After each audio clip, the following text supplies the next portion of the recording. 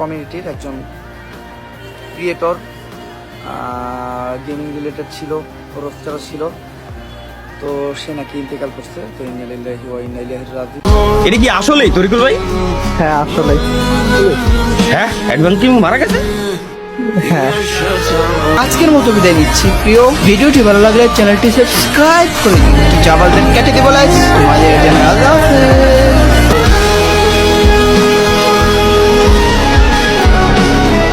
Hello guys, this is Sakib, welcome to Sakib gamer এলাকায়। তো তারপর বলো কেমন আছো ওইটা বলার দরকার নেই। কেমন আছো ওইটা আমার আমি ভালো নাই। তোমাদের কি করতাম দুঃখের কথা। মানে আমি কাছ থেকে এসে শুনি অ্যাডভান্স নাকি মারা গেছে। আমার একটা ছোট ভাই আমার বলতেছে কি অ্যাডভান্স নাকি মারা গেছে। আমি তো যা মানে ওই দুষ্টামি করতেছে বা মজা লইতেছে আমার সাথে। আমি এসব গুলা না ভাইবা আমি ঢুকলাম টিকটকে ঢুকার পরে দেখি টিকটকের ভিতর মানে জ্বর উঠে গেছে এসব গুলা নিয়ে। আমি মনে করছি হয়তো কি এটা এআর যুগ, হয়তো এটা এআই দিয়ে বানাইতে পারে, যেখানে জ্যান্ত মানুষের মৃত্যু বানাই ফেলে ওইখানে, আর এটা তো বাদ দিলাম। তো এইসব গুলা না ভেবে আমি ইউটিউবে ঢুকে দেখি I am Sajib, x Sadikul আরো অনেকে মানে ভিডিও বানাইছে। এক্স সাদিকুল একটা কমিউনিটি ট্যাব দিছে কি মানে এটা হয়ে গেছে না। আমি তো মানে তার কথা বিশ্বাস মনে হইতেছে না। কেমনি কি এটা মানে এত অল্প বয়সে মৃত্যু, এটা মানে অ্যাডভান্স গেমিং বা মুজাহিদ বাইরে না দেখলে এটা বিশ্বাস করতে পারতাম না। মতো এত কাছে হইতে পারে এসব গুলা না ভাইবা, এত কিছু না ভাইবা।